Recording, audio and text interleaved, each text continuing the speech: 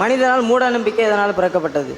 அதாவது மூட நம்பிக்கை எதனால் சமுதாயத்தில் பிறக்கிறது உண்டாகிறது என்று கேட்குறார். மூட நம்பிக்கை உண்டாகிறதுக்கு காரணம் அந்த சொல்லுலையே இருக்கிறது.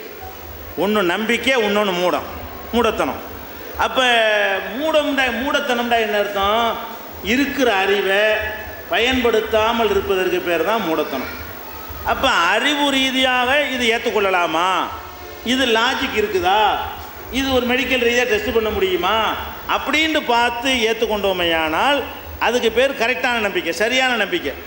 அது இல்லாமல் நம்ம நம்பும் பொழுது தான் மூட நம்பிக்கையில் விழுந்துடும். அப்போ மூட நம்பிக்கை காரணமே நமக்கு கடவுள் தந்திருக்கக்கூடிய அறிவை கொண்டு காரண காரியத்தோடு பொருந்துகிறதான்னு பார்க்காம கேட்குறதெல்லாம் நம்புகிறோம் பாருங்க, அந்த இடத்துல மூட நம்பிக்கைங்கிறது வருது.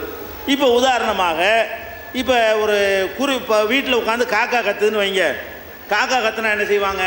விருந்தாளி வருவாங்கன்னு சொல்லுவாங்க. வீட்டுக்கு சாதாரண ஒரு பழக்கம். இப்படி எல்லாரும் நம்புகிறாங்க. நம்ம என்ன நினைக்கணும்? காக்காங்கிறது அது ஒரு பகுத்தறிவு இல்லாத ஒரு ஜீவன், நம்ம அறிவு கூட அது கிடையாது. இது எப்படி விருந்தாளி வர இதுக்கு எப்படி தெரியும்? இது எந்த விருந்தாளி பார்த்துச்சு, அது பசிக்கு அது கத்துது, இது எப்படி நம்ம கண்டுபிடிக்கிறோம்? விருந்தாளி வரப்போகிறத எப்படி கண்டுபிடிச்சி இது சொல்லுது? இது நம்ம அறிவுக்கு ஏற்றுக்கிறல, இது பொய்ன்னு விட்டுற வேண்டியது தானே. இதே மாதிரி இப்படி நீங்கள் சிந்திச்சு ஒன்றையும் இதில் அறிவியல் உண்மை இருக்குதா, நடைமுறை உண்மை இருக்குதா, நம்ம பகுத்தறிவு கொஞ்சமாவது ஒத்துக்கிறதா, இப்படி ஒன்றொன்னையும் பார்த்தோம்னு சொன்னால் மூட நம்பிக்கைக்கு இடமே கிடையாது. நம்ம கேள்விப்படுறதெல்லாம் நம்புகிறோம். நம்ம முன்னோர்கள் சொல்லிட்டாங்க, பெரியோர்கள் சொல்லிட்டாங்கங்கிற காரணம். வடக்க போனது பூனை குட்டி குறுக்க வருது. பூனை குறுக்க போனால் அதனால் என்ன இருக்குது? உங்கள் காரியத்தை கெடுக்கிறதுக்குன்னு அது குறுக்க போதாது.